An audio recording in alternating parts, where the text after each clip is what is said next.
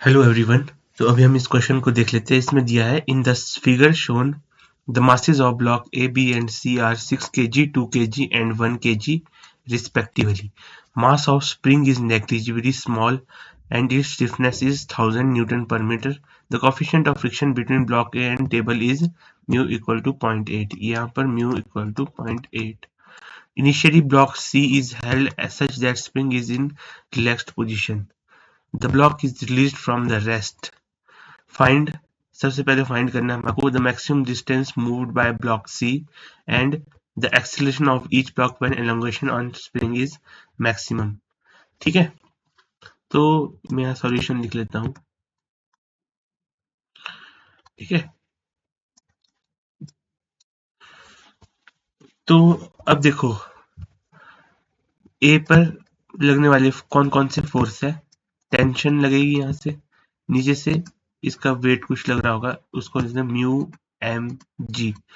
Mu है 0.8, mass of ए है 6 kg and ji is 10, तो ये आ गया 48 न्यूटन। ठीक है, अब टी 48 न्यूटन से बड़ा होना चाहिए।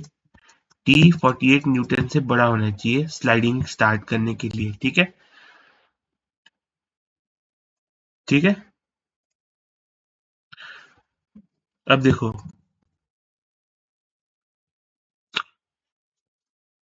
ए पे मैक्सिमम रेजिस्टिंग फोर्स कितना है 48 न्यूटन।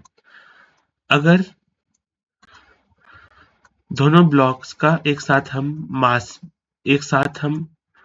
मास ले लें, मतलब फोर्स लगा लें दोनों का मिला के, इसका है मास कितना है 2 kg एंड 1 kg, इसका है 2 kg, इसका है 1 kg।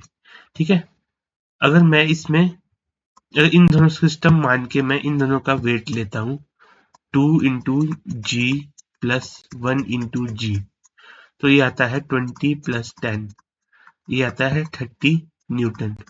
ठीक है, अगर ये दोनों ब्लॉक एक साथ इतना फोर्स भी लगाए 30 न्यूटन, तब भी 30 न्यूटन से ये ब्लॉक नहीं हिलेगा, ए ब्लॉक। ठीक है, और सिमिलरली बी ब्लॉक भी नहीं हिलेगा। बी ब्लॉक अपनी जगह पे रहेगा, बी ब्लॉक भी अपनी जगह पे रहेगा और ए ब्लॉक भी अपनी जगह पे रहेगा। सिर्फ जाएगा कौन नेचुरल लेंथ से, सिर्फ सी ब्लॉक नेचुरल लेंथ से एलोंगेट होगा। ठीक है, आई होप आपको समझ में आया होगा। ठीक है, तो ए ब्लॉक अपनी लेंथ पे अपने पोजीशन पे है। ठीक है, यहाँ पर पुली लगी है, स्ट्रिंग लगा है, यहाँ पर ब्लॉक बी है, ए बी और सी है स्प्रिंग से कनेक्टेड। ठीक है, तो हम बोल सकते हैं acceleration of A equal to acceleration of B equal to 0। ठीक है, मैक्सिमम टेंशन इसमें आ रही थी 30 न्यूटन, जो कि लेस है 48 न्यूटन से, तो ये कभी यहां से मूव ही नहीं करेगा इस सिस्टम के लिए। ठीक है, अब देखो कैसे करेंगे। देखो, by applying work energy theorem.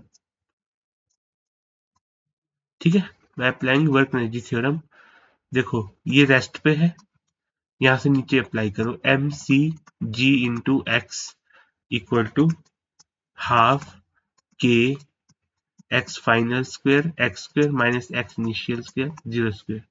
ठीक है, तो यहाँ से x आता है 2mc(g) बाय के। ठीक है, एक्स एम की वैल्यू आ गई, x की वैल्यू यहाँ से निकाल लेंगे।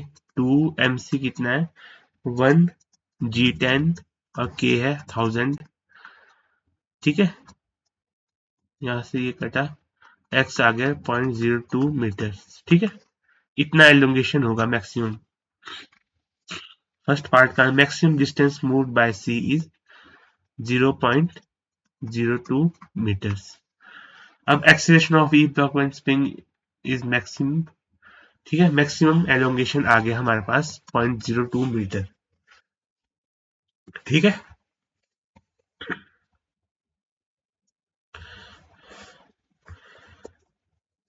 तो अब क्या करेंगे हम इसमें, देखो सी का एफबीडी बनाते हैं, सी ब्लॉक का। सी ब्लॉक पे मैक्सिमम एलोंगेशन पे फोर्स लग रही होगी के एक्स, नीचे लग रहा होगा एम सी जी। ठीक है, तो नेट फोर्स ऊपर को होगा A K x minus M C G is equal to M C into A.